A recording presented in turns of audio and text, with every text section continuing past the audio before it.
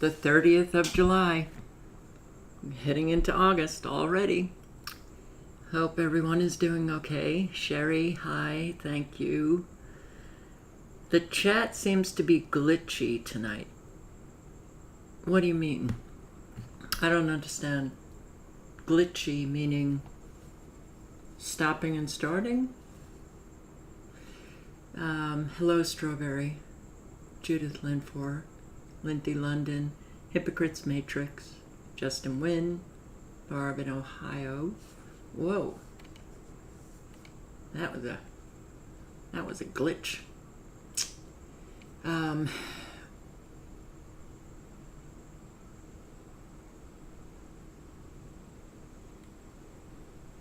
Senzo, Analog Synth Player, Donna Ray.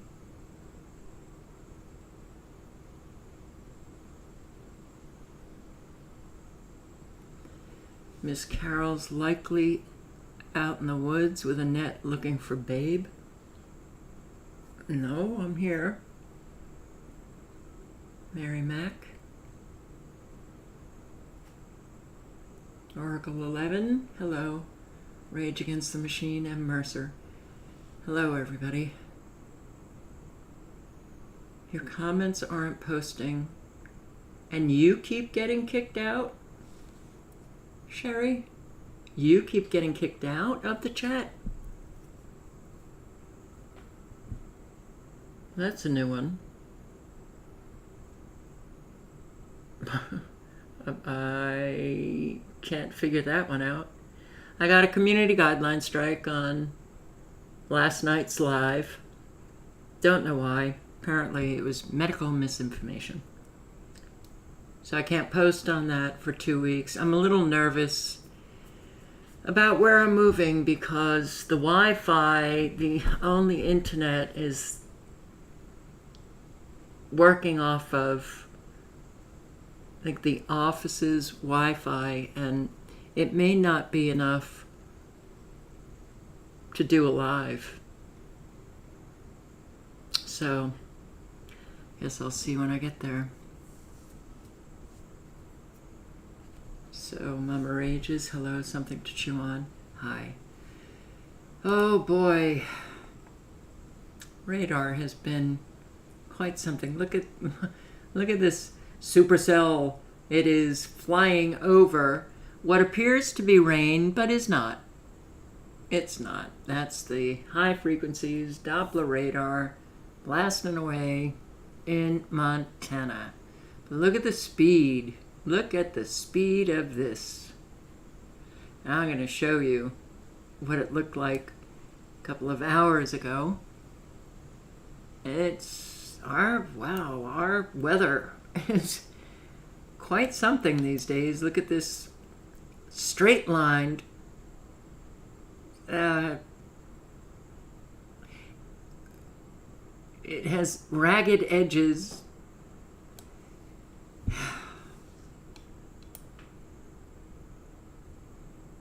Look at these frequencies blasting this storm.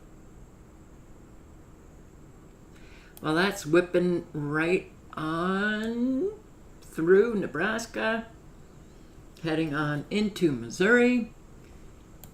This is the real sudden supercell manifestation here in southwest Missouri.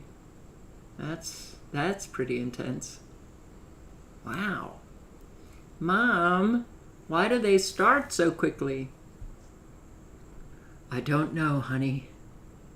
It must be climate change. Look at this. The dropping of the nanobot activation. And this. Look at all of these supercells. Whoa, they just line right up on the border of the panhandle of Florida. Right above it. And this one right below it. And everything is a supercell today. Everything is severe weather. It ain't a joke. We are at war. Asymmetric, but we are at war. And they sure are destroying us. So, let me show you the capture that I took earlier. Oh, the circling. What I believe are these nanobots just circling in the four corner states, making their way into Wyoming. A new image. Ooh. All right. Let me see.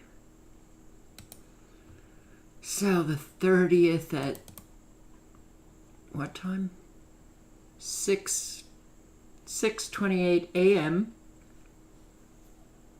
Nice, huh? Look at all of that. Ripping apart the atmosphere. That's what whenever I see this, that's what I think. They're ripping apart the atmosphere.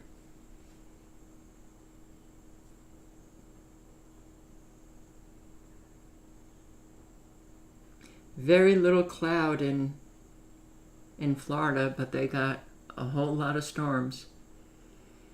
And look at all of the extremely low frequencies that you can see, which is unusual. You can see it on College of DuPage, but you usually see it on the Wisconsin site that I use. But you didn't. You saw a couple, but you see many, many more on College of DuPage this morning. Look at this. Boy, oh boy.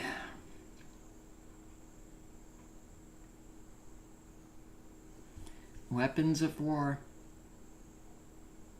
They're not so invisible because you can see them, and they were operating in many, many states.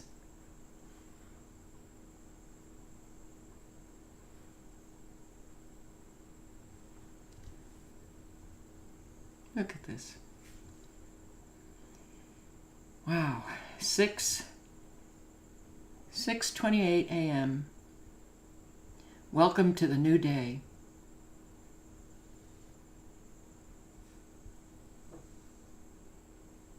Look, and you can also see the extremely low frequencies if you look closely, and you can see what look like just these pie cutouts. Oklahoma, Kansas, Nebraska.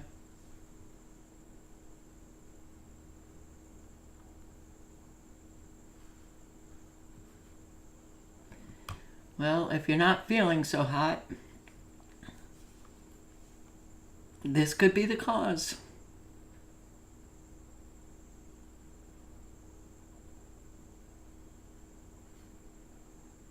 Look at this. My God. And you have the microwave rings in the Atlantic right off the coast.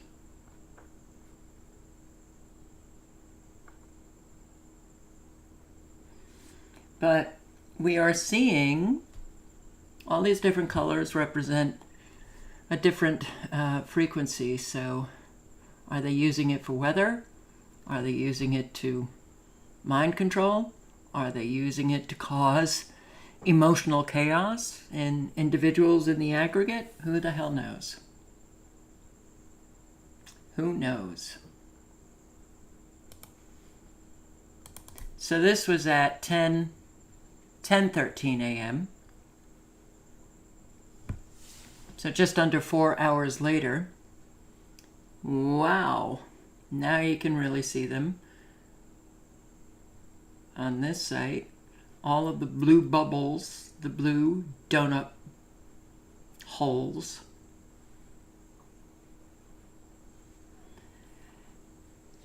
And severe weather is just an ongoing thing.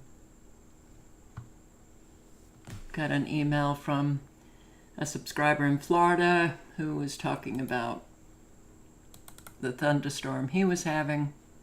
Okay, so you see this traveling? Whoa! Mamma mia, you go! Look at this.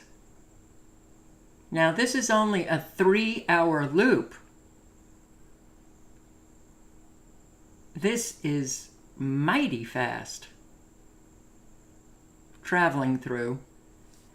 Oh, wait, I'm on current. No, I didn't want current. Wait. What did I do? I actually wanted... This is at 428. Okay, this is the one. And it's caught between two lovers. Caught between two extremely low frequencies, which you'll see in a second. But I came on here looking at Florida, and I think he's about right there. So, yep, thunderstorm, supercell. And there's over 10,000 without power in Florida. I'll show you the power outage map in a second.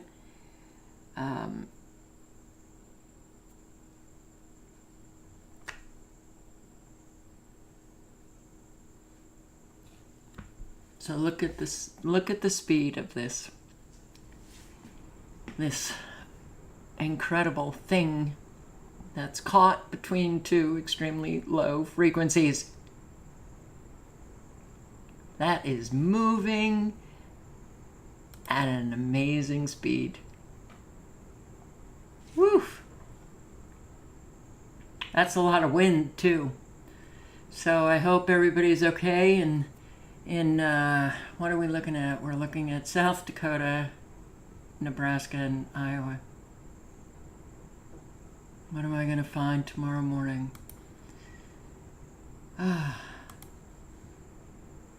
So this is current. All those little blips came together, and it's a bigger storm.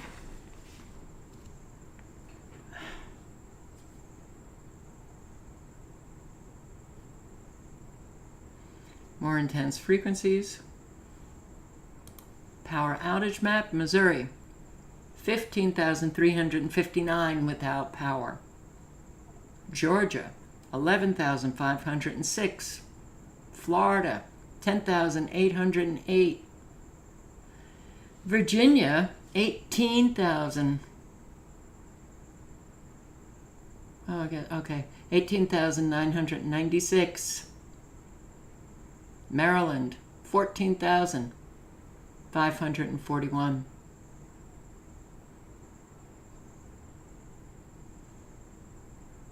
Wow, a lot of people without power. So,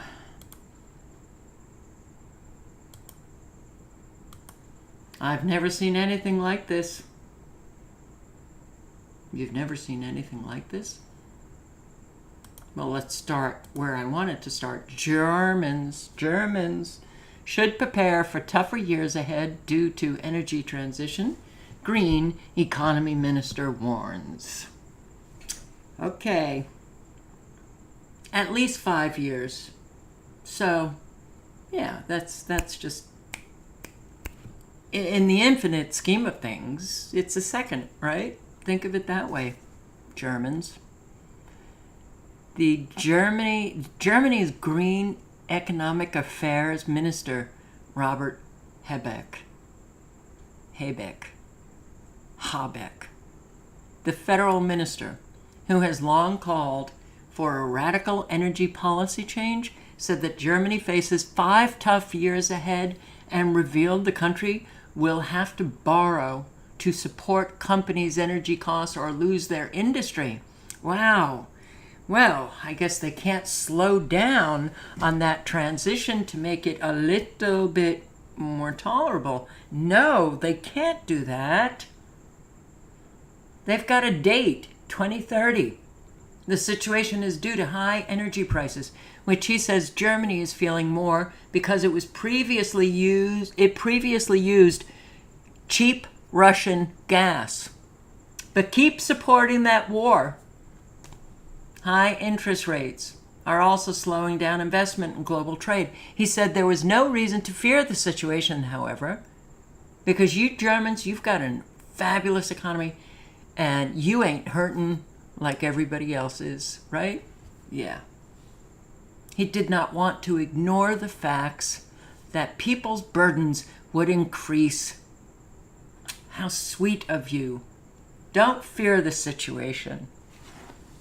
But I just had to tell you, it's going to be really rough for 5 years. Look at this guy. He looks like a bumbling idiot. Taking orders. He looks like a scared little boy. Oh, well, these are the orders. I gotta put it out. Oh my God. Madison, Wisconsin. Businesses affected by flash flooding. This was last night. Caroline Dade. Right now, we're following the aftermath of severe storms that battered much of our area last night. In their wake, the storms left flash flooding like what you're taking a look at near Hilldale and Madison. Heavy rain flooded the streets and stranded several cars. But about 12 hours later, all that water was gone. This is what the intersection of Midvale Boulevard and University Avenue looked like earlier today. People who work nearby say last night's flooding was a scary sight. Storm came raging in with like 70-mile-an-hour winds here with rain and hail and everything. It flooded the whole corner there and cars up to their door. People couldn't get out of their cars. They were trying to get out. It was really scary. A spokesperson for Hilldale says the shopping center is still working to recover. Today, Macy's closed one of its floors because of the flooding. Macy's? Oh no. So many people are in many states dealing with storms that are taking out trees and leaving them with no power, no electric. Connecticut. Part we've seen just a lot of tree debris like the ones that you see behind me right now as people are passing through this area.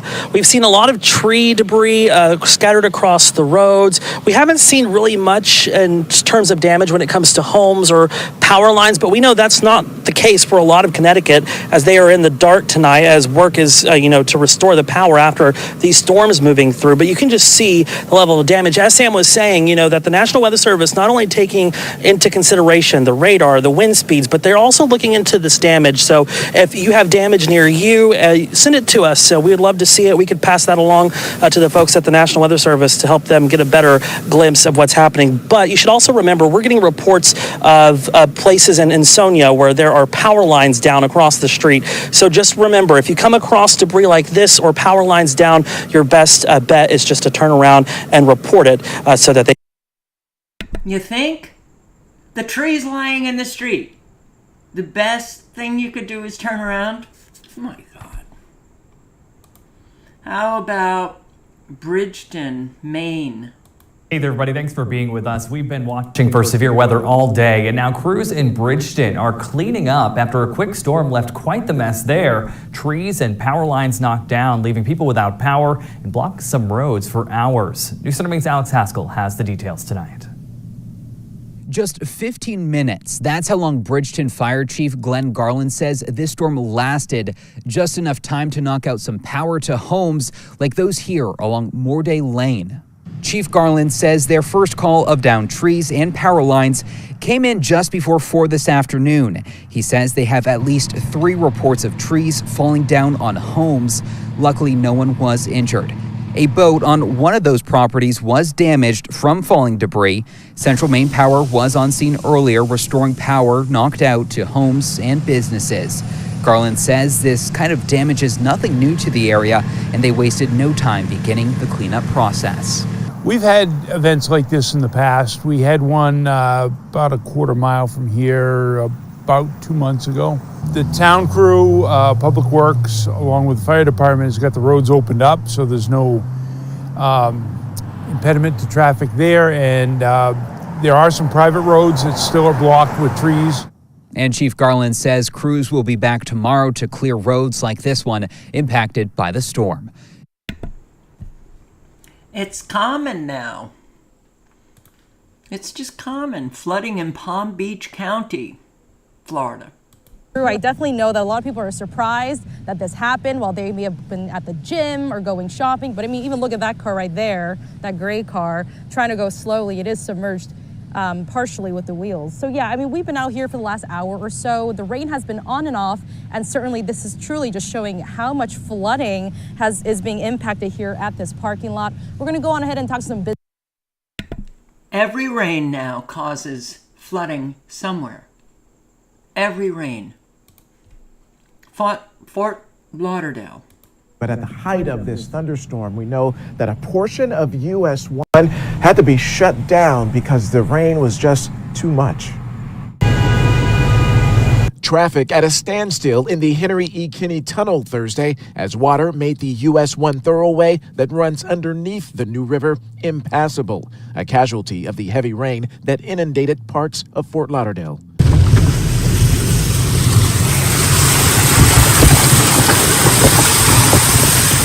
Some roads look more like rivers as vehicles push through. A troublesome spot along State Road 84, north of the Edgewood neighborhood, had water high enough to bring some drivers to a crawl. Those dark clouds overhead brought thunderstorms and plenty of severe lightning over Broward. But perhaps the biggest headaches of the night were felt over at Fort Lauderdale Hollywood International, where cars stalled out in flooded water once again. Tow trucks were called in to remove the soggy sedans, but access to the arrivals and departures area of the airport was shut down for hours from East Perimeter Road, though the airport remained open. This video shows pooling on one of the runways, all thanks to Mother Nature's heavy rainfall and I can't stand hearing that. I really can't stand hearing that. Mother Nature, it's not Mother Nature.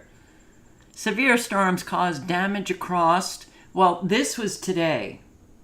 All the other ones that you saw were last night. This was today in DC. What's DMV? I can't remember. DMV. It's, does that have something to do with Maryland and Virginia? Well, what's the D? Democrats. Yeah.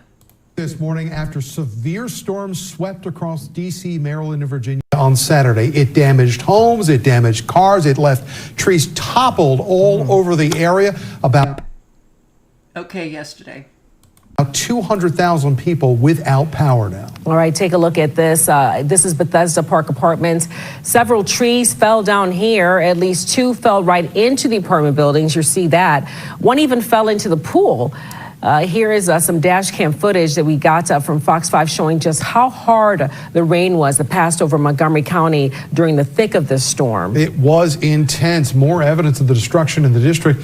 There was a Mustang that had its windshield crushed by a tree over on Massachusetts Avenue. And just down the street, a huge tree was uprooted, blocking a key road in the district. Other trees all over the area down in Glover Park. A huge branch suspended in midair by the power lines.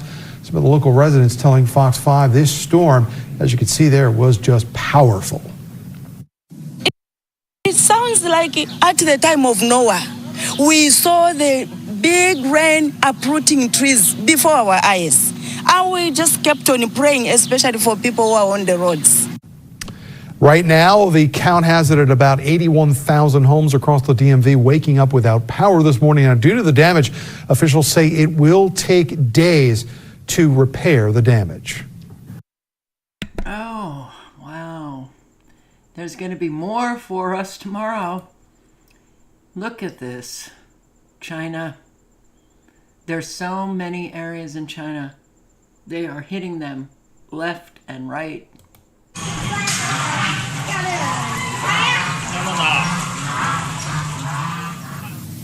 On July 28th, Fujian province was struck by the year's most powerful typhoon, which brought with it strong winds and torrential rainfall that swept across the region.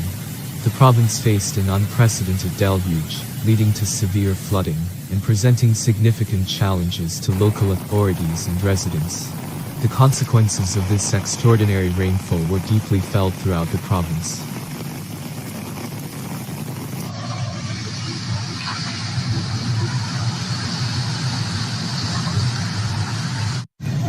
A total of 233 townships in 45 counties recorded more than 250 millimeters of cumulative rainfall, with 33 townships in 12 counties experiencing over 500 millimeters of rainfall between the 28th and 29th.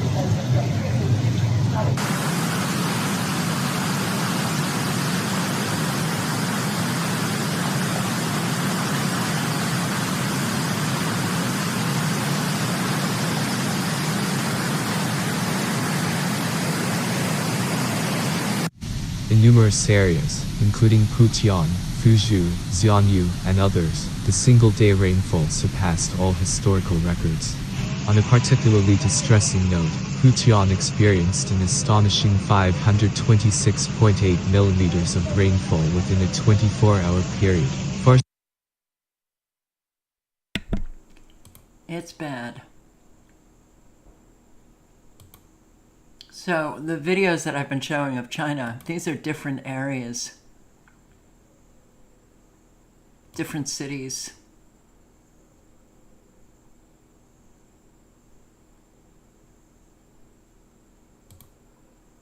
Wow. Yeah, the weather warfare is really going on in China.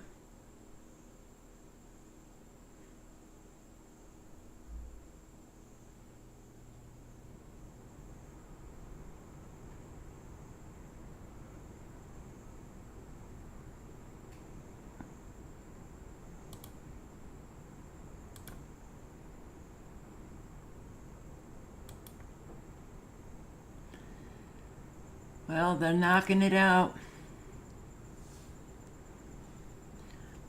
This will kill a lot of people. Sure will destroy a lot of people. All of the animals.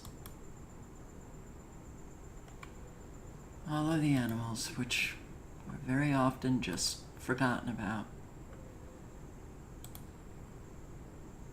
This is Telangana, India.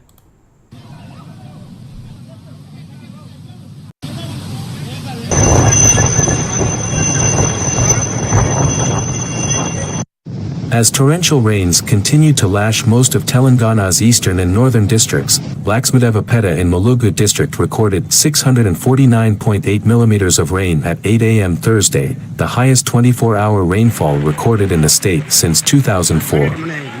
Neighboring Jaishankar Bhupalpally district also recorded 616.5 millimeters of rainfall over the same period. Over the past 24 hours, parts of Telangana continued to receive heavy to very heavy rain, 64.6 millimeters to over 204.4 millimeters, as expected, but the rampage of rains reached unprecedented levels in some areas with at least 24 locations recording more of 200 millimeters of rainfall. Streams and water bodies in northern and eastern Telangana are in a state of flooding and waterlogged roads are reported to have cut off several locations. With full tank levels reached, the Osman Sagar and Himayath Sagar twin reservoirs in Hyderabad have opened 2 gates each to allow excess water to flow downstream, which is likely to affect the low-lying areas on the banks of the Musi River. Rehabilitation centers. He said roads were damaged due to heavy rains in several parts of Vikarabad. They're really doing a number on the farms in China and India. I don't know if you know this, but India, wow. That's my computer. That means I've got to clean it out, but I don't have the tool to open up the side panel. Why do they have to make everything so difficult? All right, so.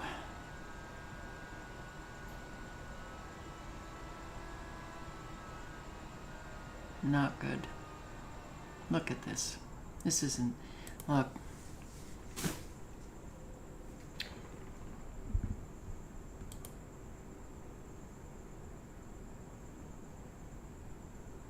My God.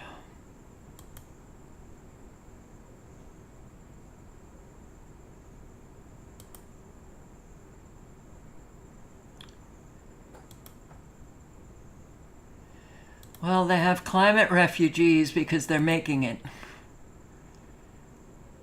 Oh. Wow.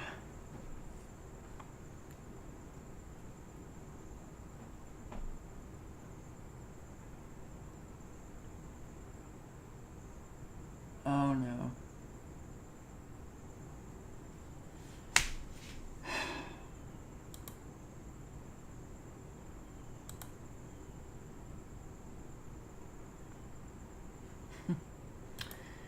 Okay. Tree falls on multiple homes in Montgomery County after storms roll through.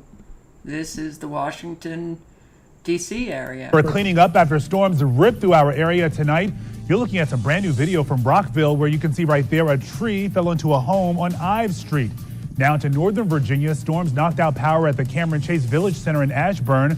Right now, crews are working to bring thousands of people back online across the area. Thank you for being here with us tonight. I'm Lorenzo Hall, along with me in the Weather Center with meteorologist Caitlin McGrath. Wonderful report. So, here we go. Rishi Sunak has ordered a review into the rollout of low-traffic neighborhoods and said he was on the side of motorists. And if you believe that, I have several bridges to sell you. The lying shitheads. The low-traffic neighborhoods has gotten a lot of backlash. So, of course, he has to come out and say that. But it's going to happen because the evil never stop.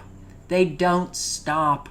An EF0 tornado touches down in Hicksville. Earlier, if you saw the pictures, you saw that it had hit the garage doors had come in and hit the car.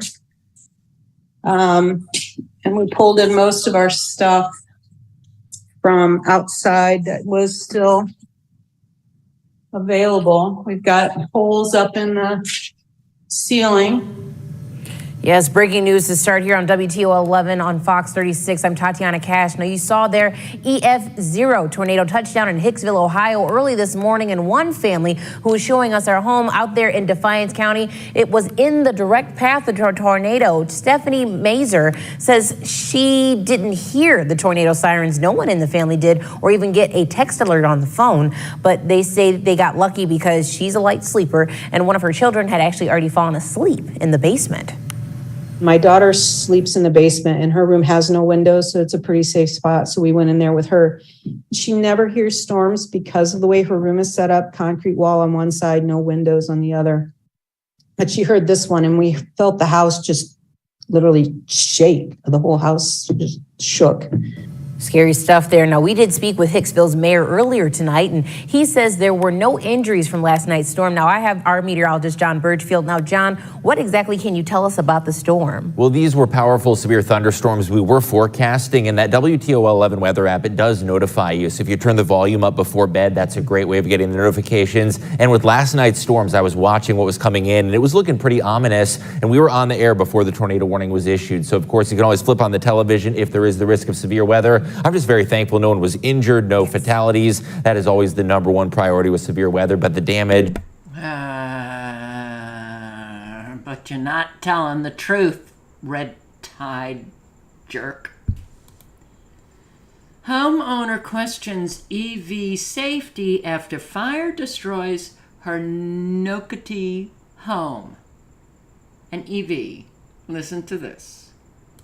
Nightmare for a local family. They say an electric car sparked this fire that destroyed their home. And it wasn't even their car. It was a loaner.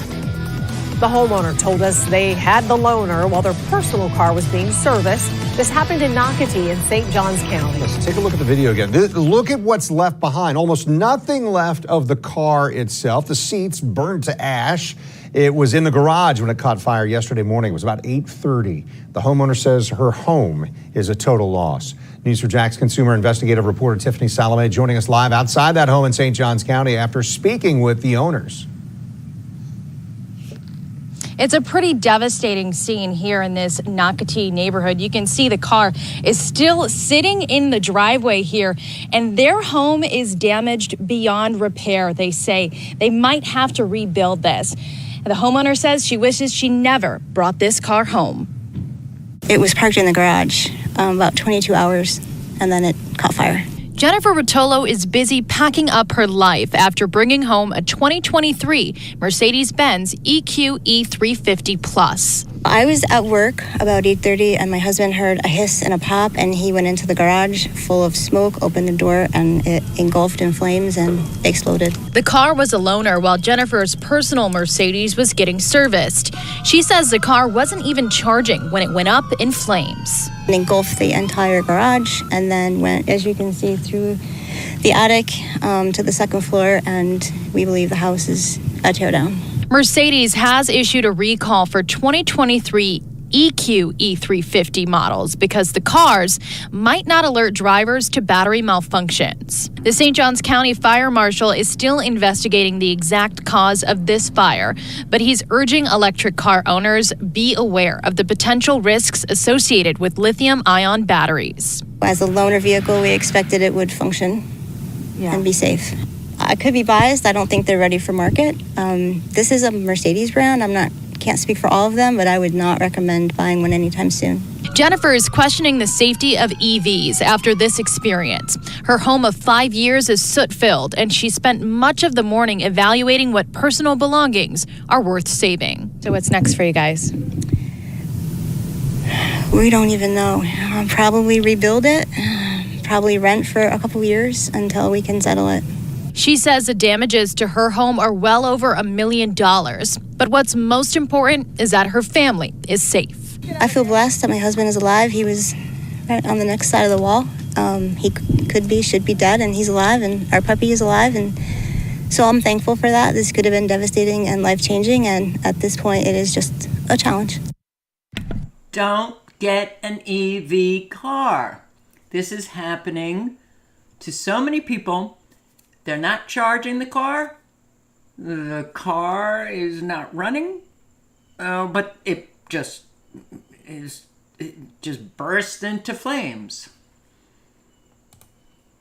Okay, I'm going to link below to this video that was sent to me by a subscriber today, and this is Deborah Tavares talking about the attack on the coastal areas. This was, 10, 12 years ago. It's posted here 4 years ago. Maybe it was 4 years ago. I can't remember. But storms artificially created. Okay? Artificially created. All right, the link is in the chat. Here, I want to thank my subscriber, Razor Queen. Yellow Trucking notified staff on Friday that it is shutting down and laying off 30,000. 30,000. That's a whopping number. But think about supply chain disruptions. Yellow going bankrupt. Get whatever you need now. Because, yeah, here we have people in America are hoarding rice after India banned export. Main reason behind the ban? Heavy rains in North India and a shortage of rainfall in other parts of the country. Well, that is how the geoengineering and the engineering of these rains work. They bring on a whopping lot of rain in one area, depriving another area. Bandit, what are you doing? Why do you get... I don't understand that cat. Okay. She just jumped the highest part of the porch outside to climb up onto the porch. All right. I've never seen her do that. So, we're going to have the food shortages. I saw videos that were posted of people in the U.S., a whole lot, just grabbing as much rice as they can. So you might want to get some rice.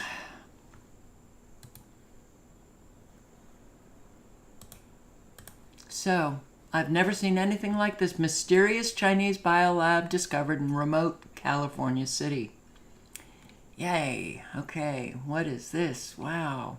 What is going on here? So this is, I think, a very unique situation. A lab operating in Reedley has been shut down after an investigation found it was filled with hazardous materials, chemicals, and medical waste. The lab was discovered last year after a simple violation opened the door to something authorities say was much more disturbing: a facility operating unlicensed and unpermitted. Action News reporter Brianna Willis joins us in the studio tonight with the timeline of the investigation and more on what authorities say they discovered inside. Brianna? Margot Warren, the legal action started in March of this year when the Fresno County Department of Public Health worked with the city of Reedley to get a court-issued warrant to inspect a property in Reedley. Through the process, health officials say they found the company Prestige Biotech and Universal Meditech had refrigerators filled with chemicals, human blood, illegal COVID and pregnancy tests, and just under 1,000 mice. But as of earlier this month, all of those materials have been properly disposed of by health officials, and those I spoke with say this is something they've never seen before.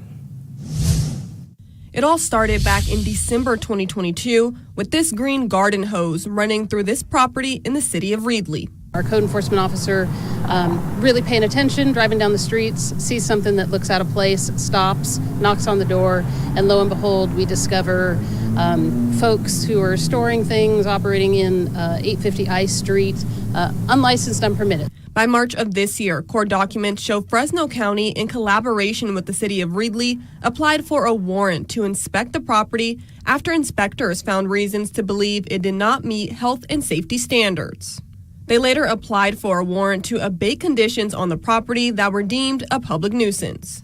Joe Prado with the Fresno County Department of Public Health says through those orders, they found Prestige Biotech and Universal Meditech Biotech Inc. had biological agents at the facility. Is that there was some laboratory mice on site at this location. What we heard from the business owner that they were doing some type of testing with those mice to see whether or not their COVID test kits were actually effective in detecting COVID. So that was one example of what they shared of what the purpose of the laboratory mice were being on site. In addition to the 951 mice that were either dead or in distress, a state medical waste investigation shows refrigerators and freezers with blood and containers labeled as serum or plasma, and found Prestige Biotech is not registered with the department as a medical waste generator. Court documents also show CDC staff found at least 20 potentially infectious agents from chlamydia to hepatitis. And city staff say those in the lab told them they are making pregnancy and COVID-19 tests. Reedley City Manager Nicole Ziba says they learned the company previously operated in Fresno. Our understanding is that this company was in Fresno, that there was a fire that displaced them, and for an interim measure, it just happened to be Reedley that they stopped in for storage and interim operation. I want to understand this. When somebody writes another distraction, what are they distracting you from? What's the distraction? Like, is it fabricated to create a distraction? They found 900 genetically engineered mice, engineered to catch and carry COVID, living in inhumane conditions, at least 20 potentially infectious agents, including coronavirus, HIV, hepatitis, and herpes. Thousands of packaged boxes, many with shipping labels from China. China's all over the place here.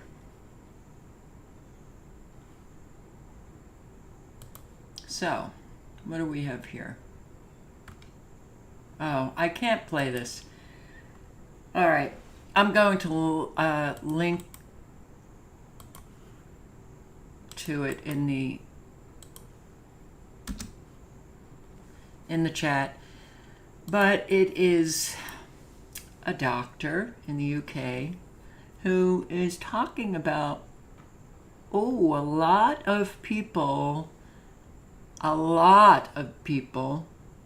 Oh, I'm sorry. In Canada, a doctor in Canada. Shocking revelation. Whole lot. 50% or 100,000 will die within 5 years.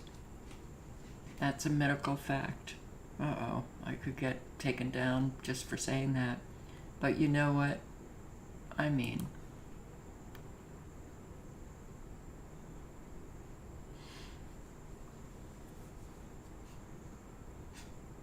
Can you please link to this, Carol?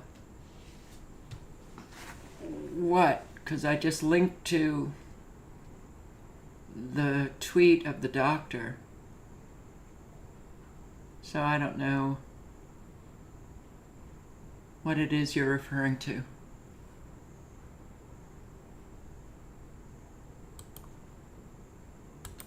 I'll drop it in again if this is what you're meaning.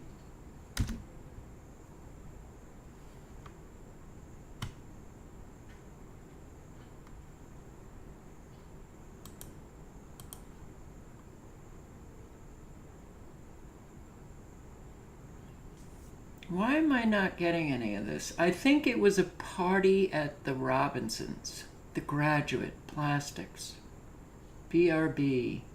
4 years, 3 months, 28 days.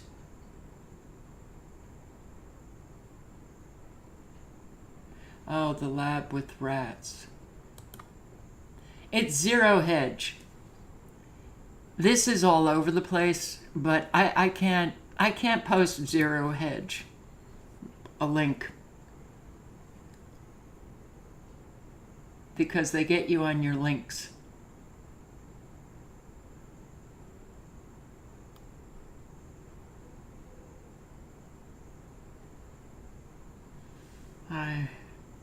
Oh well. Chat on. I don't have to understand.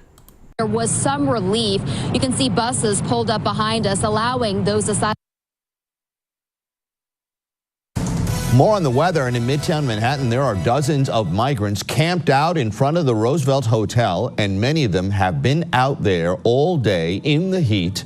Right now, there is a line wrapped around the block, and some people are sleeping in buses there.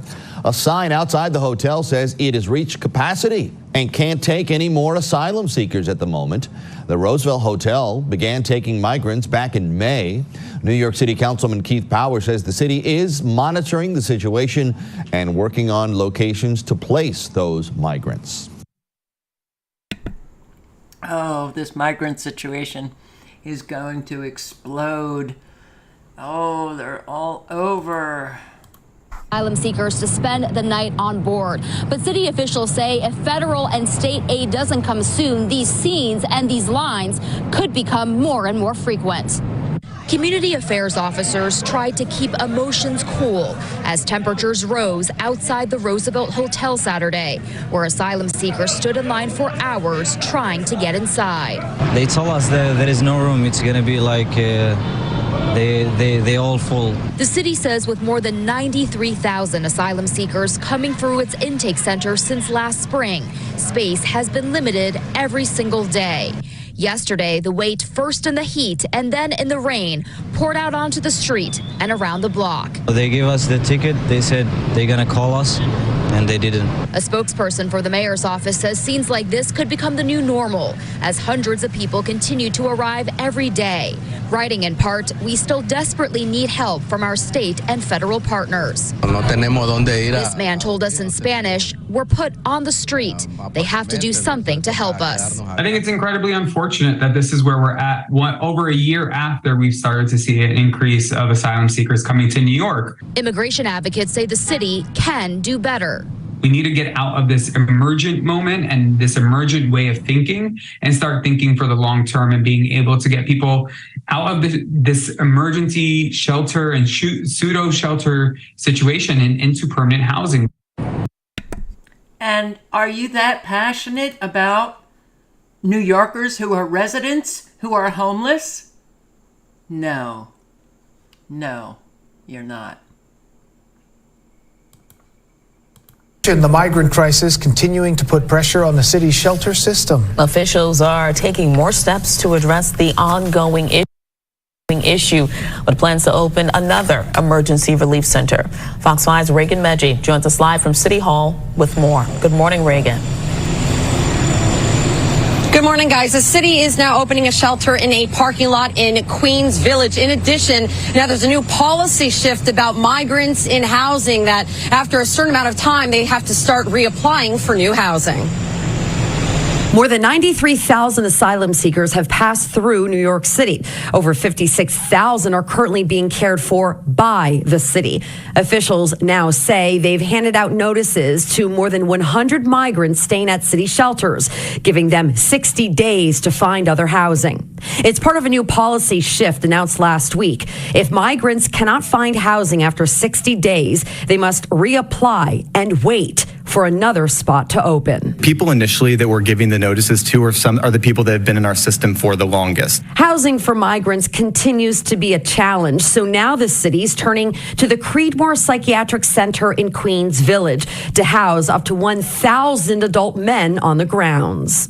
Construction will begin in the coming weeks. Deputy Mayor Ann Williams Isom announcing the new Emergency Humanitarian Relief Center for migrants located in the center's parking lot.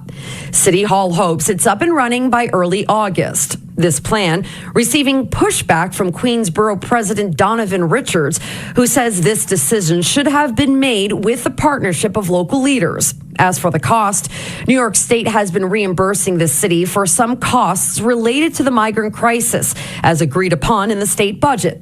The state has agreed to cover all costs associated with building and running the shelter at Creedmoor. And according to the New York Post, I'll read off my script here, quote, 54 Democratic lawmakers across the city signed a letter yesterday, basically demanding that the president have immediate assistance for those who are being housed here in the city. We're live outside City Hall. How about demanding that we actually secure our border? How about demanding that immigration law be implemented again? How about that? No, we can't do that. Oh my God, Creedmoor. If Cecilia is in here, she knows about Creedmoor. Creedmoor. I wouldn't want to step foot in Creedmoor.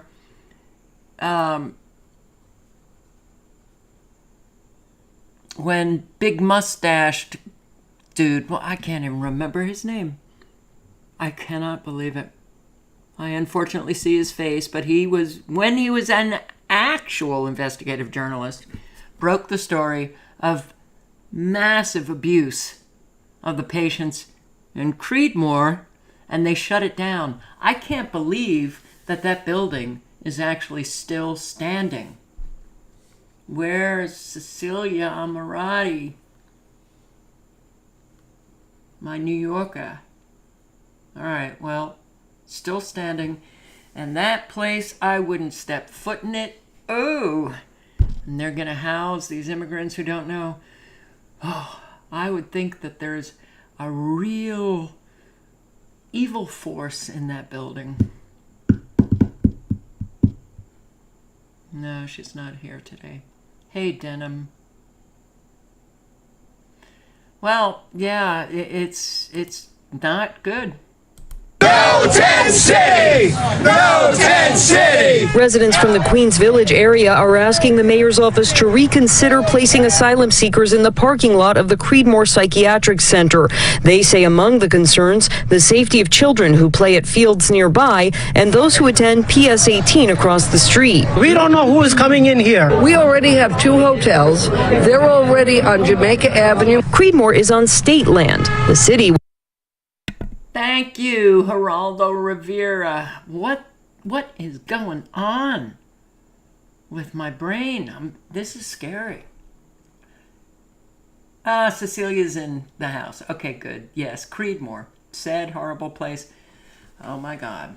Yeah, big mustache Geraldo when he was actually a real journalist. Money screws people up, boy. construct the relief center, and the state will reimburse the city for construction, maintenance, and staffing. Follow the money.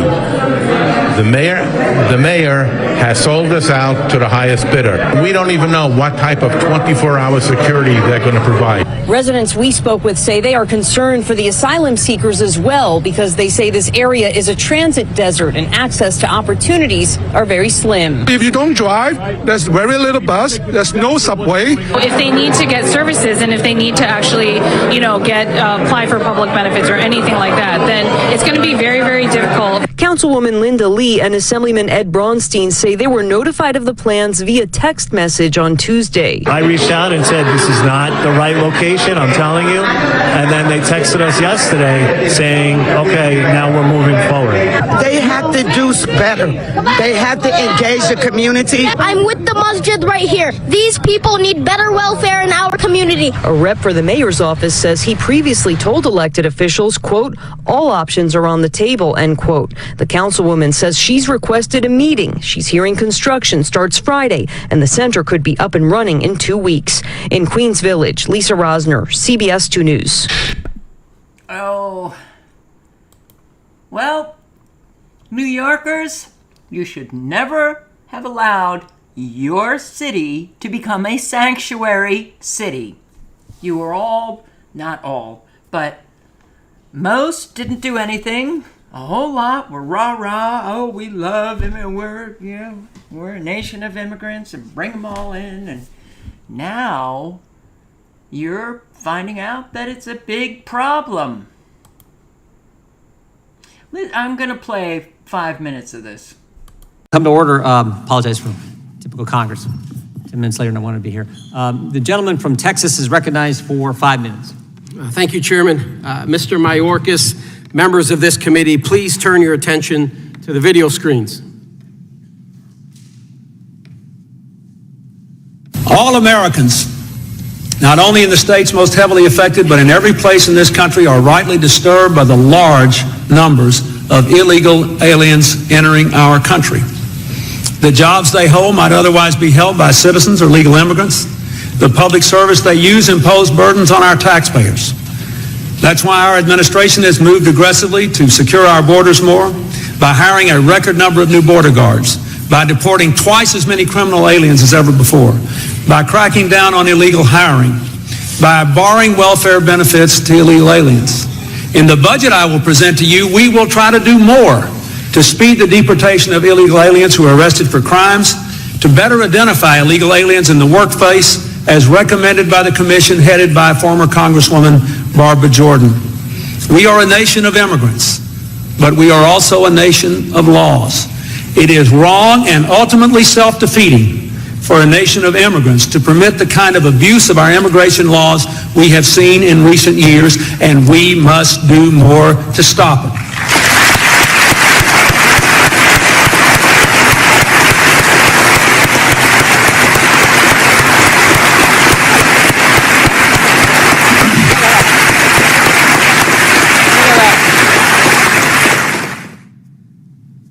Mr. Secretary, I can understand why you didn't stand with me and my colleagues and clap. You didn't want to clap at that because you and Joe Biden believe just the opposite of what President Clinton just said.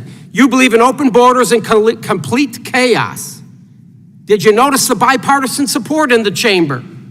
As the video was played, everybody was clapping in that chamber. If I were in Congress in 1995, I would have also stood. Because I wasn't, I stand here today. Other than President Donald J. Trump, the greatest president in my lifetime with the most safest and secure border, I believe President Clinton understood just how important border security is to our nation. But boy, oh boy, have times changed. 28 years later, the left has gone off the rails. They've gone completely nuts. They've done just the opposite of what the leader of the Democrat Party, President Clinton, stood for on border security in 1995. This committee's ranking member, he was in Congress in 1995. I assume he stood. It seemed like the majority, if not all of the entire chamber, they stood. Matter of fact, Mr. Clinton delivered his speech in the third year of his first term. And he was reelected in 1996. He beat Bob Dole, won by over 8 million votes, won the Electoral College 379 to 159. He had the support of the American people, and I'm going to assume the ranking member also voted for Bill Clinton in 1996. We have two other members, Miss Jackson and Miss Lofgren. They were both freshmen at the time. I will assume they stood during that powerful speech as well. And do you know why they supported and voted? They voted for legislation in 1996 strengthening our immigration laws. I applaud them for that. So what's changed, folks? What's changed with the Democrat Party? I'll tell you what's changed. If you wouldn't have heard President Clinton's voice or seen his face, you would have thought Donald Trump delivered that speech. I don't believe that President Clinton was called a racist, a white supremacist who hated immigrants, as the left and the dishonest media has painted Donald J. Trump to be. Mr. Mayorkas, there's a reason why you and Joe Biden have allowed 5.5 million people to cross our southern border. This is about votes and elections. I have a report from the Heritage Foundation titled Tracking Movement of Illegal Aliens from NGOs to Interior of the USA. Why do you think NGOs have moved illegal immigrants to 431 of the 435 congressional districts? The truth is, hear me, it's because the Democrats' progressive policies are not acceptable to Americans. Heritage obtained a sampling of approximately 30,000 cell phones that were tracked to NGOs along border states. They tracked approximately 22,000 devices at 20 NGO locations in January 2022. The same devices were later traced to 431 separate U.S. congressional districts, and of the 52 with the highest rate of tracked devices, 71 of them were Republican congressional districts. The report revealed that it's not a coincidence, folks. The flood of illegal immigrants means a continual rise in surplus laborers. That surplus drives down the wages of existing middle-class and lower-class job holders until they leave the job forces, and then they're forced to go on welfare with the hopes that they will become loyal supporters of the Democrats. That's what this is all about. If this isn't about votes, one-party rule, keeping the Democrats in power, I make this suggestion. If you put the American people first, you should refer back to Trump's border policies, but you won't because you hate him. You despise the man. So give Bill Clinton a call, and then he can help you with the border crisis. As President Clinton stated, we are a nation of immigrants, but we are also a nation of laws. You, sir, have betrayed constitutional order, neglected your duty, and violated the trust of the American people. And as a nation of laws, I look forward to your impeachment. That I yield back. So when is that going to happen? This border crisis has been going on for decades, as I have said. Yes, that was a fabulous speech by Clinton. The Democrats sure have changed, allowing in more and more and more throughout the Biden administration. Let's see. Well, the numbers are anywhere from 5 to 7 million have crossed the border, and it is clear the Republicans, that was a really great speech that guy gave, right? Yeah, okay. What are you going to do about it? Nothing. Will Mayorkas be impeached? Who knows? Who knows? You know? Yeah, just speak the words. Nice to hear, but nothing ever happens. Boy, do we need to become a country of action.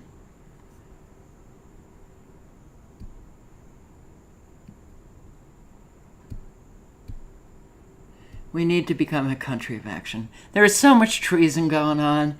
They're breaking the law, okay? They have been breaking immigration law forever. This is the insanity of what's happening with this border is it has just been utterly dangerous. It's very dangerous. Very dangerous. And of course, Americans, oh yeah, let them through. They're humans. We're a country of immigrants. Stupid Americans. But then ask them, will you house an illegal immigrant in your home? Well, if I had the space. So last year, 2.5 million migrants crossed the southern border illegally into the United States. Do they have a right to be here? course, yeah. Why? Because they're human beings, just like the rest of us. Strong argument. Okay, so he said 2.5. By the way, this is James Klug, and I recommend subscribing to his channel. I'm only going to play a few minutes of that video. His channel link is in the chat, and the video link is in the chat.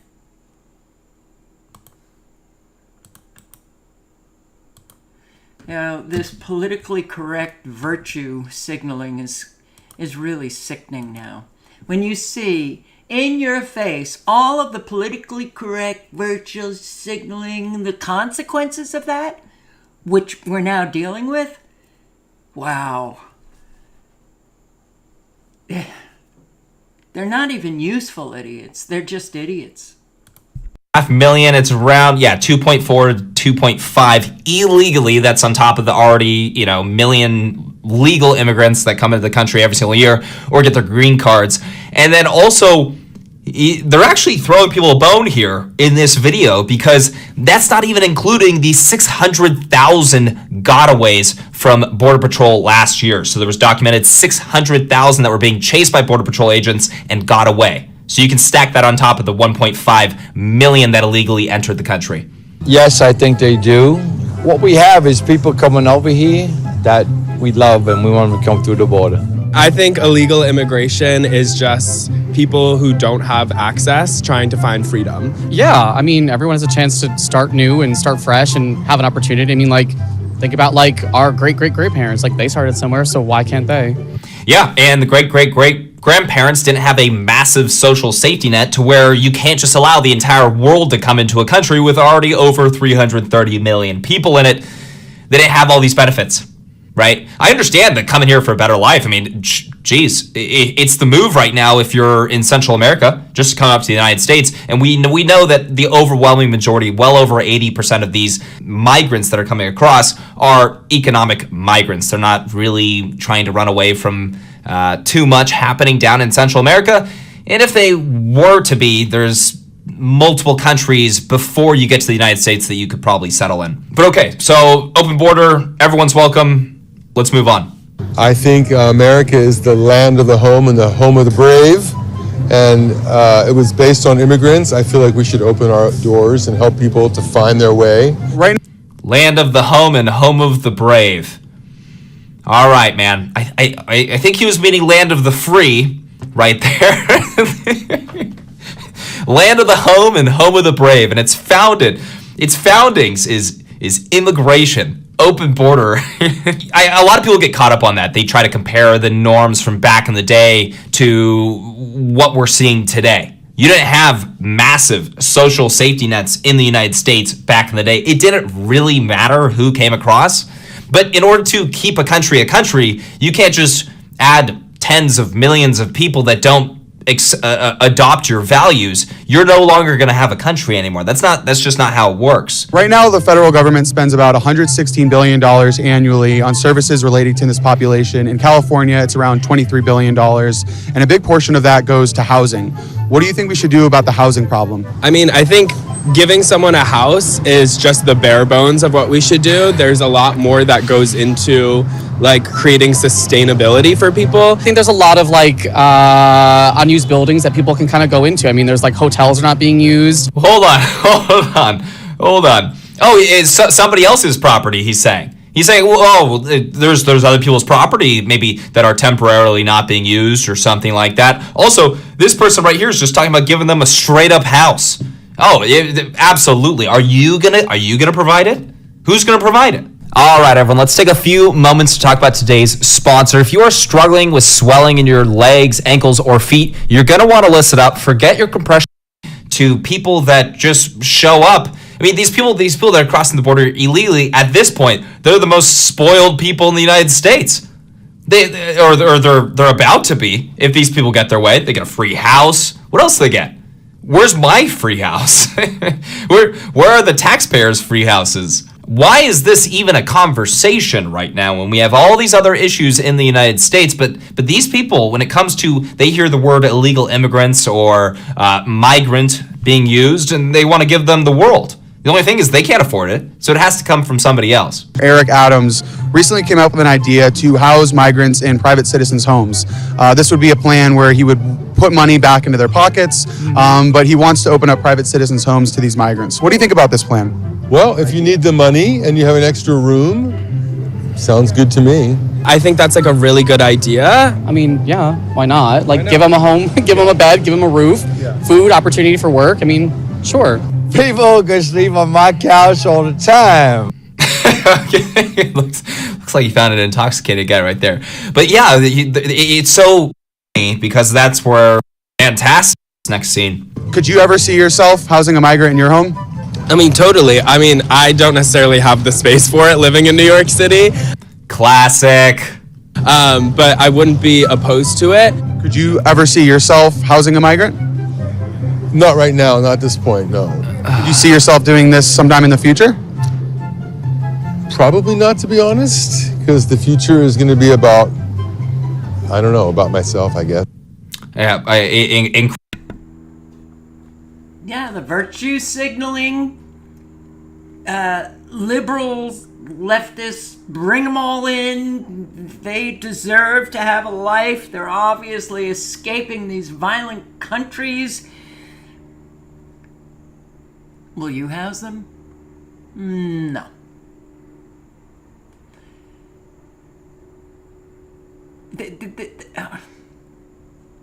Schmucks. First of all, they have no idea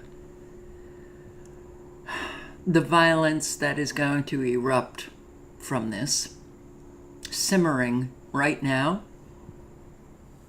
They have no idea that they're paying for it. They pay for it. The economy is trashed. See, this is what's really wrong with ignorance. It sinks you. Ignorant, especially the willfully ignorant are dangerous. Those who are not willfully ignorant, just plain ignorant, they literally, both sets of ignorant, they're destroying this country. They're destroying all of us. This guy with the smile and jovial attitude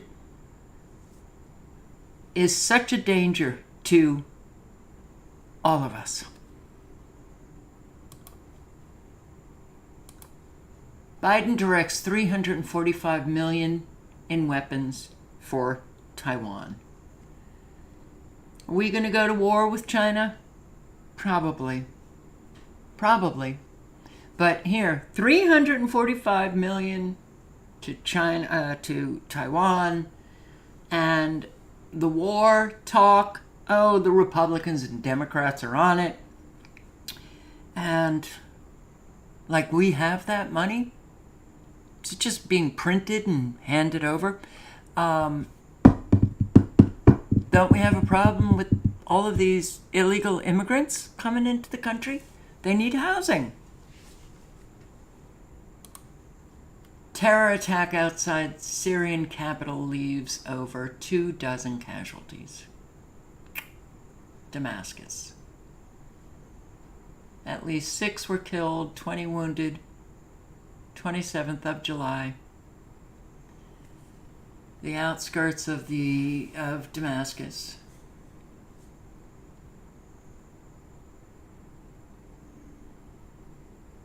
Booby-trapped car which hit a site in front of a hotel. Probably ISIS that we support, our proxy army. U.S. forces in Niger assessing the situation after coup.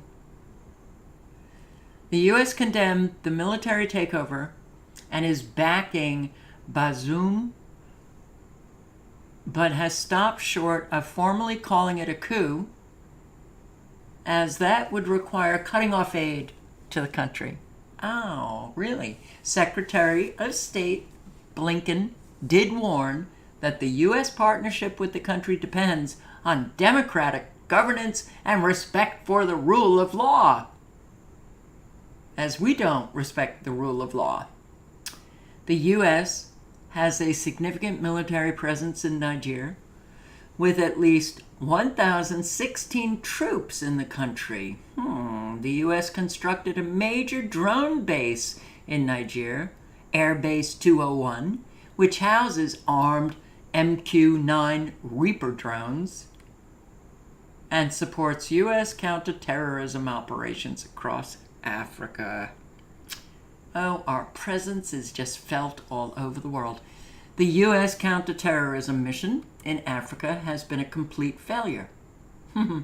Writing for The Intercept, journalist Nick Terse explained that in 2002 and 2003, the first years of U.S. counterterrorism assistance to Niger, the State Department counted just 9 terrorist attacks in all of Africa. Last year, the number of violent events in Burkina Faso, Mali, and Western Niger alone reached 2,737.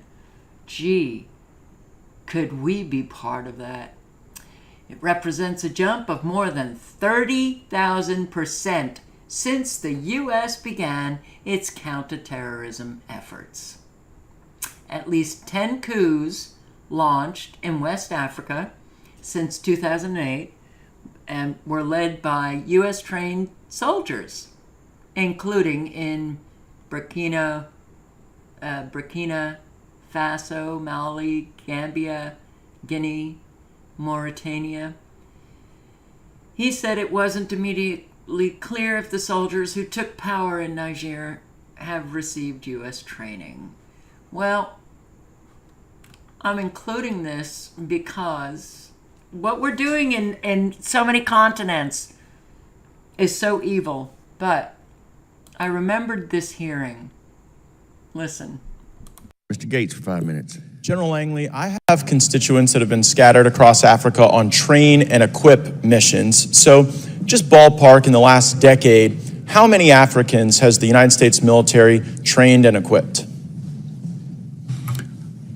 Congressman, I don't have that figure. I can get that figure for you. Ballpark, just, how many? Congressman, it would be a wild guess right now. Seems like something we should know, right? Over the years, we have trained a substantial number, especially in the Gulf of Guinea states, but including like more than 10,000? It is more than 10,000. More than 50,000? I'd say we're reaching around 50,000 at least. And what percentage of the people we've trained end up participating in insurrections or coups against their own government? Very small number, Congressman, very small number. So what percentage do you think? I'd say probably less than 1%. But it does happen. The IMED program is in force, and we've pushed a significant number through our schools across the and what data sets do you track to arrive at the conclusion that less than 1% of the roughly 50,000 that we've trained have participated in coups? Because it'd be like about 500, about 1% of 50,000. Congressman, you may have that information. I don't at this time, but I know. Well, I know there are some, right? Like go ahead and throw up that image. This is Colonel Mamadi Doumbouya, and this is a photo of him. Did we train and equip him? In Guinea? By name, I cannot identify that. Well, that guy in the middle with the big red hat, Colonel Mamadi Doumbouya, that's him with a bunch of U.S. service members outside of our embassy. And just months after this photo was taken in 2021, he led a coup in Guinea and threw out the leader. Does that concern you? Congressman, core values is what we start off with in IMA programs. Do we share core values with Colonel Doumbouya? Core values. I will repeat that. core values, respect for humanity. Do we share those values with Colonel? Absolutely, in our curriculum. He led a coup. We do. Okay, well, that's a very telling answer. In Burkina Faso, did we share core values with the leader that we trained there who led a coup? It's in our curriculum. We Leading stress coups core are in our values. curriculum? We request civilian-led governance. Wait, hold on. Is leading coups in our curriculum? Absolutely not. So civilian-led. My question is, do we share core values with the coup leader in Burkina Faso who we trained? Holistically, we teach core values with a respect for civilian governance, apolitical, and that's what sticks across a very high percentage in the 95 not everybody, percentile. Right? But not everybody. And I wonder how many people it takes to plan a coup. I mean, initially you didn't know how many we trained and equipped. Then you said it was 1%. You had no basis for that 1% number because there's no data set you track. Mr. Chairman, I seek unanimous consent to enter into the record. Another U.S. trained soldier stages a coup in West Africa by The Intercept. Without core values. What could that be? Core values. Training soldiers to do operations in the country and go to topple governments.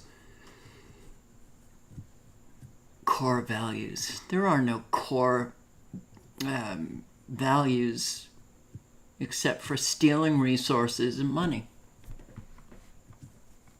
Power, power, power, of course. I am going to, I'm woke CNN host panics end show after being exposed for propaganda. I just recently subscribed to Justin Reloaded.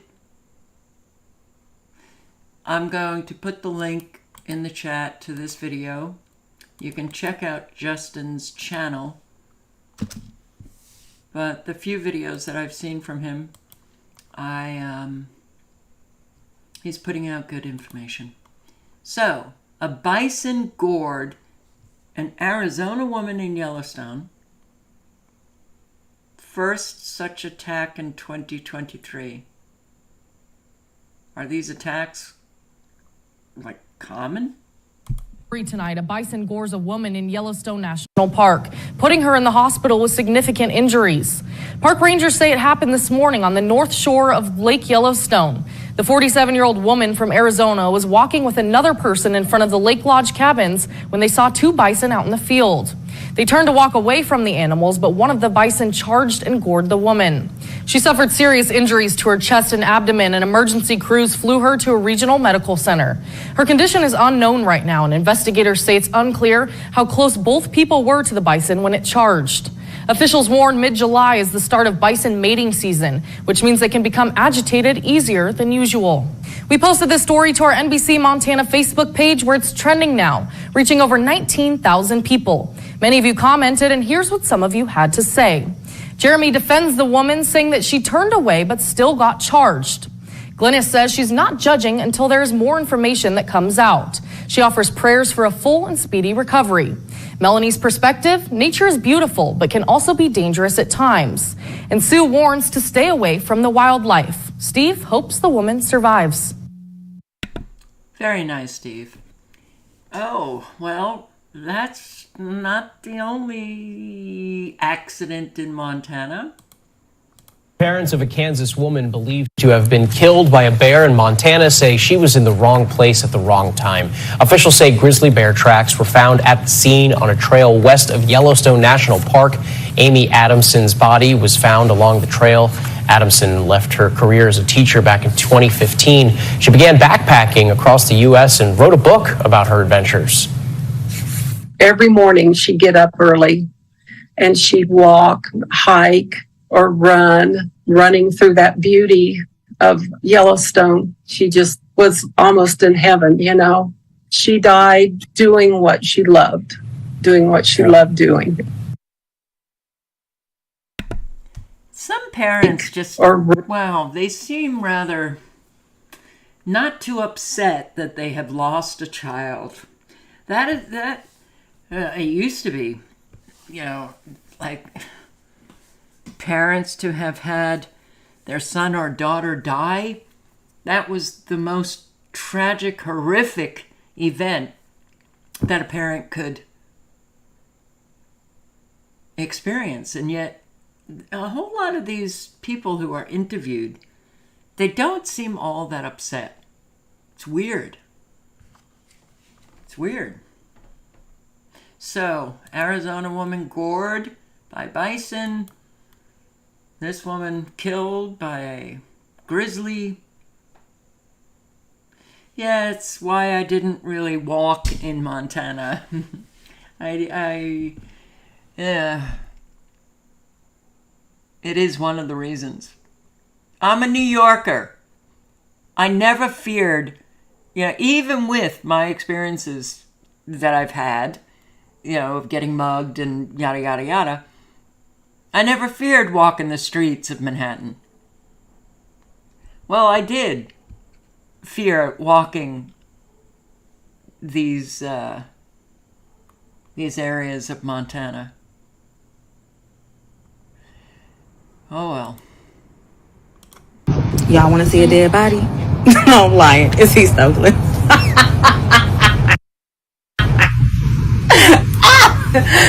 Oh no, this is just 85th Ave in East Oakland, and this is part. This is just like maybe 10% of the homeless encampment that inhabits the 85th Avenue. This is another Mercedes. This is the second Mercedes I've seen on 85th. This one has Texas plates, so I don't know how I got here from Texas, baby. I don't know, but if you're looking for it, here you go.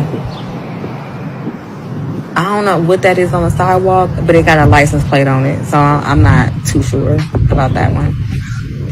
This is another part of 85th. This is like at the other end of the block, same shit, and then somebody just.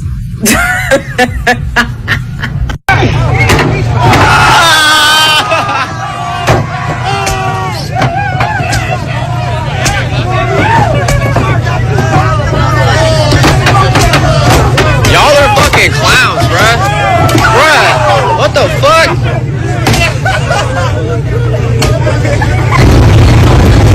Oh, shit! This shit is so fucking sad. This woman's whole car just got stolen right across the street from my salon. Right on the side of my car. They stole her whole fucking car. Living in Oakland. And my salon is in, quote unquote, the nicest part of Oakland, mind you. All right, guys, so we got to talk about another I told you so / you get what you vote for story, okay? They're letting the cities go. Okay, the link to Black Conservative Perspective. This video is in the chat. There's a lot of good things to say about what's going on, not just in Oakland, but this is purposeful. People gotta get it. It's purposeful. We are being brought down big time. Chambers of leftist ideology, often extreme left ideology that is intolerant of other views. They boast about diversity, equity, and inclusion, but they are openly hostile to those who hold mainstream conservative values. But one student at an elite American university has fought back against the anti-white hatred and groupthink he has witnessed firsthand on campus, and he has been surprisingly successful. That student is Daniel Schmidt from the University of Chicago, and he joins me now. Daniel, is it true you were almost expelled for exposing a professor's anti-white course? Yeah, that's true. Well, first of all, thank you for having me. I really appreciate it. Yeah, no, that's 100% true. Let me sort of paint the picture. So I get to this elite university, the University of Chicago, and I see this class, and it's called The Problem of Whiteness. And, you know, I don't know if you're like me, but when I first heard that class, I was like, what the heck is that suggesting? That there's a problem with white people or whiteness and there's a solution? I mean, you know, what's going on here? This is insane. This is clearly racist. It's clearly anti-white. So I saw this class and I called it out on my Twitter. I said it's the most egregious example of anti-white hatred I've ever seen. And shortly afterward, the professor who was teaching this class, she filed 2 separate complaints to get me expelled. She said I led a harassment campaign against her, that I was inciting violence. And yeah, she filed 2 separate complaints. Now, fortunately, my school refused to expel me. But then she went to the New York Times. The New York Times wrote this massive hit piece on me, calling me a cyberbully, saying I instigated this campaign.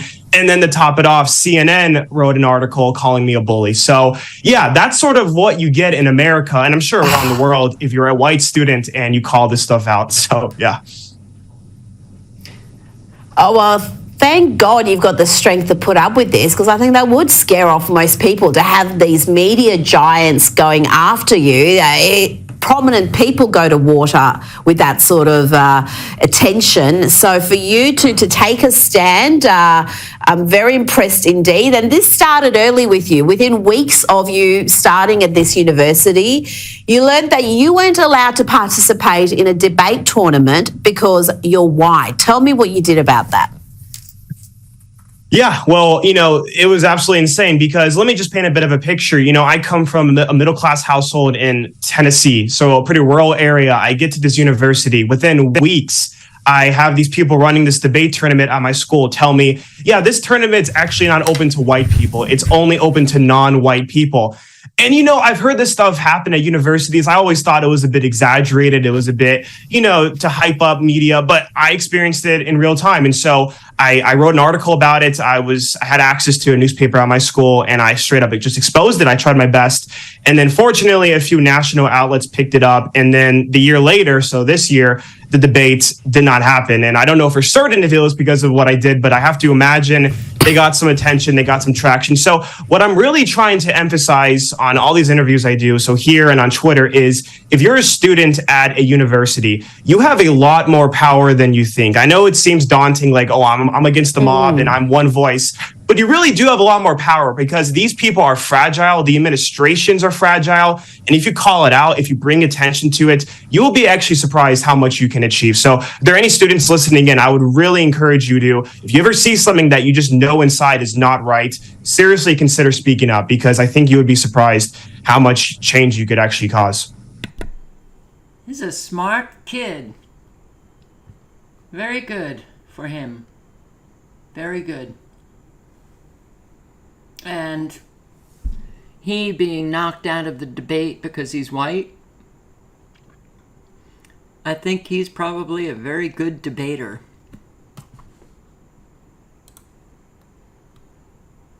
The left's goal of creating a new generation of drag kids. Okay. Again, gays against groomers, speaking up.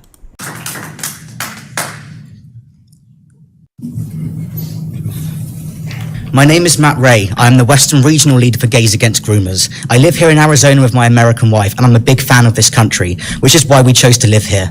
I'm 31 years old and I am a trans man. Biologically, I am female, something I feel obligated to state because biology matters. I'm not ashamed of that.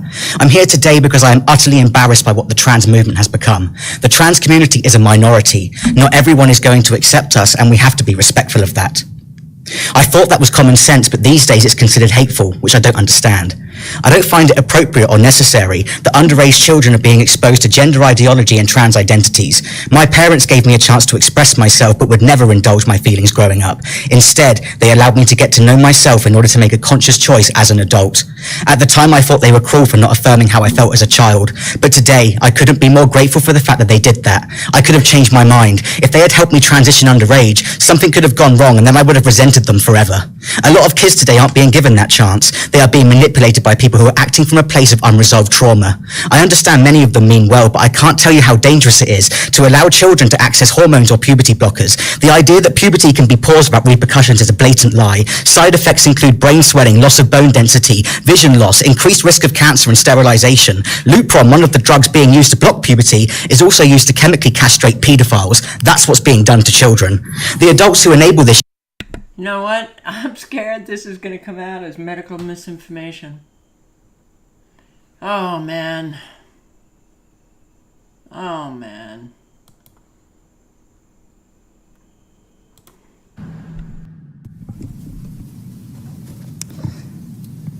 Thank you, Mr. Bloomberg.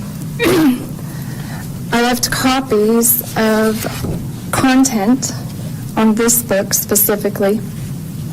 It was recently highlighted in the News and Observer on the front page. It looks innocent enough, wouldn't you say? The cover of the book.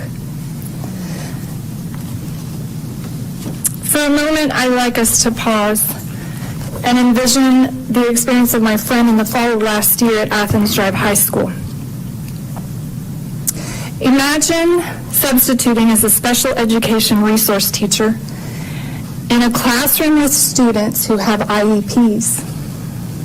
The main English teachers teaching the class welcome her and tell her to sit in the back of the room as they begin read aloud for the book, The Absolute True Diary of a Part-Time Indian by Sherman Alexie.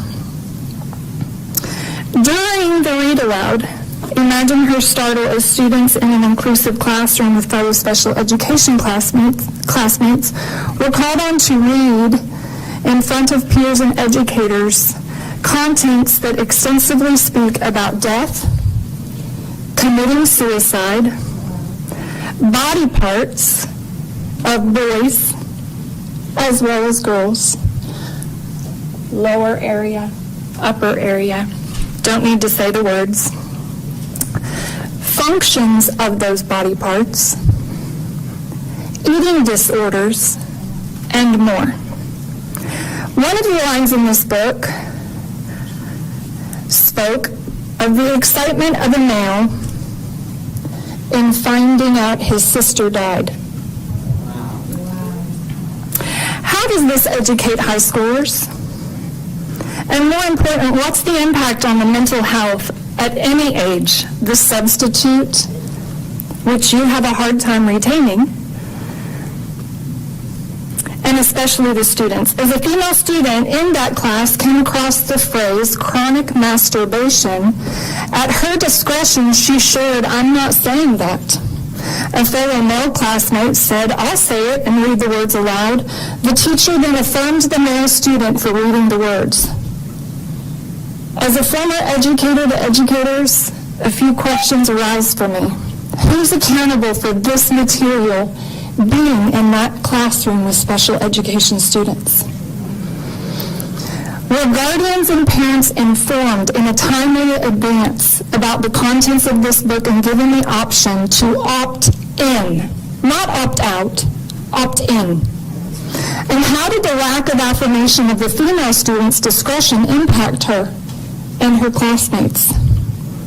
What are the lesson objectives and the outcomes for reading such books? Our next speaker is Becky Lujan. And of course, they don't listen, but parents need more support. So I'm sure all of you have been checking out when these town hall or when these school board meetings are and you're attending, right? Well, only 1 in 4 Americans enjoy being social. Okie dokie. Yeah, Denmark, 47%. And, well, Great Britain, you don't have a very high percentage. France, lower. Italy, lower. The Western countries, I think we're all getting sick of one another. By contrast, respondents in the United States and in urban India were far less likely to consider socializing as one of their top hobbies. I thought it was just part of being human. But wow.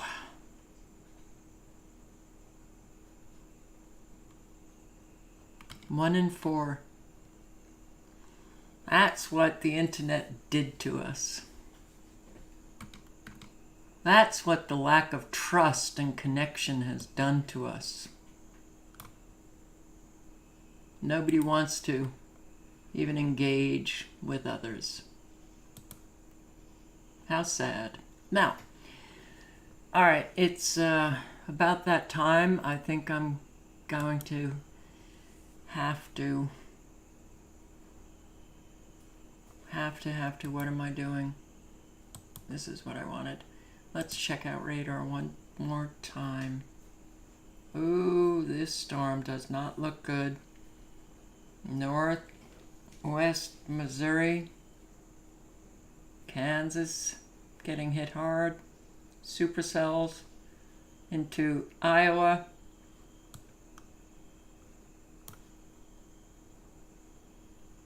Supercells all over being activated. We can't even fight against nanobot soldiers. Look at this storm. All right. I have no doubt tomorrow there's going to be flooding in these southern states. Panhandle of Florida, I'd say for sure. And then North Florida. And Northwest Missouri.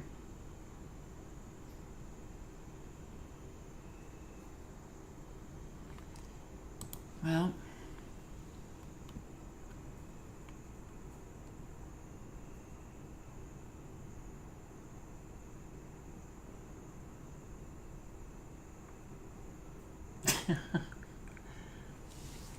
yeah, getting sober changes a lot, DJ. All right, be a force of good out there. That's how we change things. Every individual has to be accountable, responsible. It's necessary. Help those in need.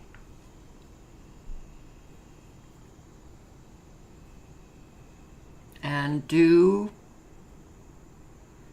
always remember, when you're out and about, when you're in your driveway, when you're in your backyard, when you're at your front door, when somebody's knocking at your door, just be very aware and be protective of yourself. Be very aware of your surroundings, because an awful lot is taking place.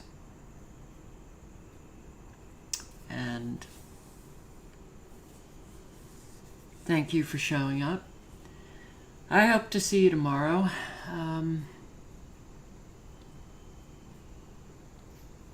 And then I'm not sure, but tomorrow I will be here. All right, guys. Good night and good luck. Ciao.